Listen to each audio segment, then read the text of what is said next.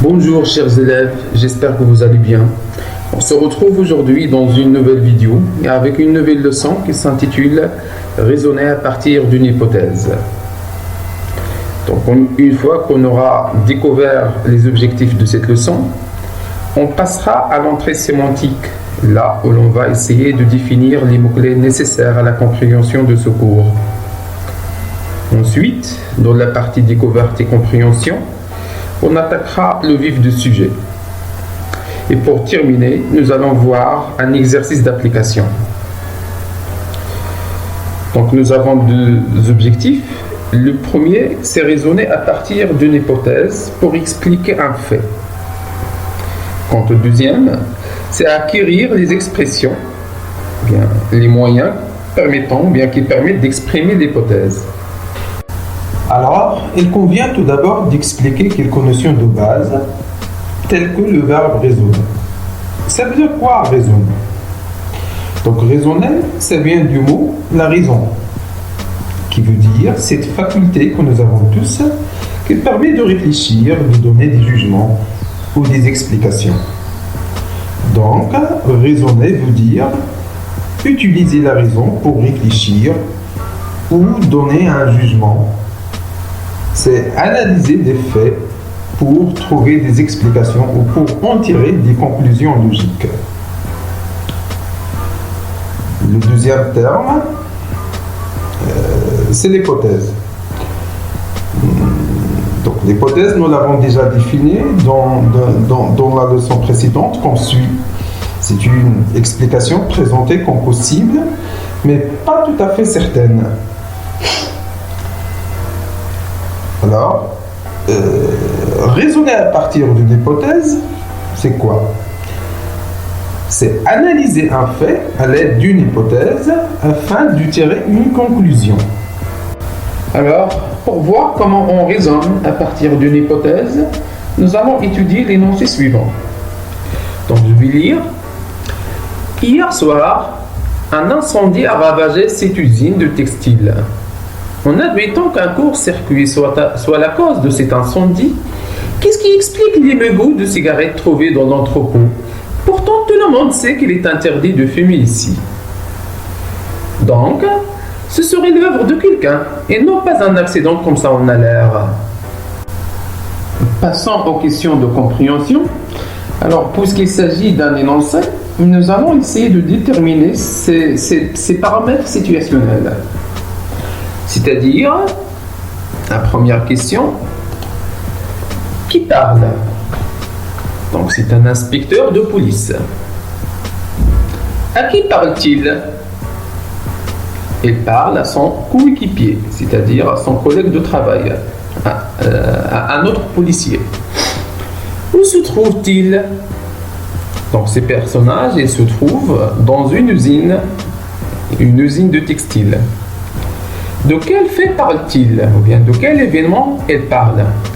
Le fait d'en parler de policiers et l'incendie qui a ravagé l'usine. On enchaîne.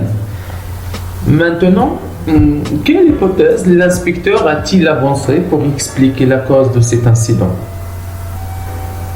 Donc la réponse. L'inspecteur pense. Donc il pense, il croit, c'est-à-dire qu'il n'est pas sûr de cette hypothèse. Donc, il pense que l'usine a pris feu à cause d'un court-circuit, mais il met cette hypothèse en doute parce qu'ils ont trouvé des mégots de cigarettes. La question suivante, quelle conclusion tire-t-il de cette hypothèse? Donc, l'inspecteur conclut que ce serait l'œuvre de quelqu'un et non pas un accident. C'est-à-dire qu'il s'agit d'un fait qui a été produit exprès et non pas un accident. La question suivante. Est-il sûr de cette conclusion? Non. L'inspecteur n'est pas sûr de cette conclusion. Donc il s'agit également d'une deuxième hypothèse. Quelle est l'expression utilisée pour formuler la conclusion? Donc l'expression que l'inspecteur a utilisé pour formuler cette conclusion, c'est l'expression donc. Quelle expression a-t-il utilisé pour formuler ces hypothèses? Donc, dans cet énoncé, l'inspecteur a formulé deux hypothèses. Les expressions qu'il a utilisées pour formuler la première, c'est en admettant que, alors que dans la deuxième, il a utilisé le mode conditionnel, donc le verbe être conjugué au conditionnel présent, qui est serait. Donc on arrive à la dernière question. Comment l'inspecteur a-t-il raisonné, c'est-à-dire a-t-il analysé l'incident? C'est-à-dire, quelles sont les étapes que l'inspecteur a suivies pour raisonner ce fait ou pour analyser cet incident? Donc, premièrement, il a exposé le fait. C'est-à-dire, il détermine de quel fait s'agit-il. Donc, il s'agit d'un incendie qui a ravagé l'usine. Ensuite, la deuxième étape, elle consiste en l'émission de l'hypothèse. Donc, l'inspecteur émet une hypothèse pour déterminer les causes de l'incendie. Et puis, il l'a développée en parlant des mégots de cigarettes. Et finalement, il a tiré une conclusion. Donc, il a formulé la conclusion qu'il a dégagée de l'hypothèse émise. Je retiens. Donc maintenant, ce qu'il faut retenir de cette leçon, c'est que pour raisonner à partir d'une hypothèse, on suit généralement les phases suivantes, ou bien les étapes suivantes. Donc premièrement, on présente le fait. Ensuite, on avance l'hypothèse.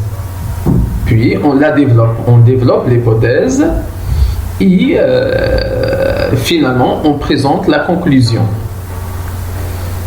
Donc, pour raisonner à partir d'une hypothèse, on utilise, c'est-à-dire quelles sont les expressions et les moyens qu'on utilise pour formuler une hypothèse. Donc d'abord, le conditionnel, soit présent, bien, passé. Et puis, les expressions exprimant une idée d'incertitude, comme peut-être, il est possible que, en admettant que, il se peut que. On peut utiliser également les verbes suivants: supposer, estimer, penser, imaginer, croire, admettre, présumer. Donc il faut les conjuguer bien sûr. Donc pour formuler une conclusion, on utilise les moyens qui introduisent une conclusion. Donc nous avons donc, alors, par conséquent, cela révèle que, cela montre que, etc. Passons donc à l'exercice d'application. Complète le tableau suivant. Donc nous avons là un tableau de 2 colonnes. De la première, nous avons la situation. Alors que dans la deuxième colonne, on trouve l'énoncé. Donc premièrement, on est appelé à trouver la situation convenable à l'énoncé présenté. Donc, je vais le lire. Quelqu'un a volé mon argent.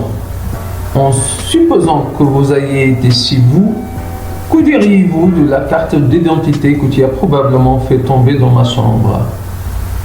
Cela révèle que vous seriez le seul coupable de cette affaire.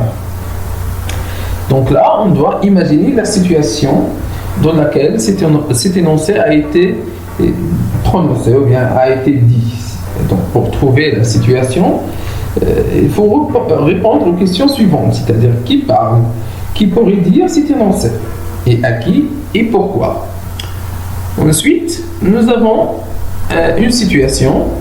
Un inspecteur de police émet une hypothèse pour expliquer les causes de déraillement d'un train de la voie ferrée. Donc là, on est appelé à trouver l'énoncé que pourrait dire cet inspecteur pour justifier le déraillement de ce train de sa voie ferrée. Merci pour votre attention et à la prochaine. Au revoir.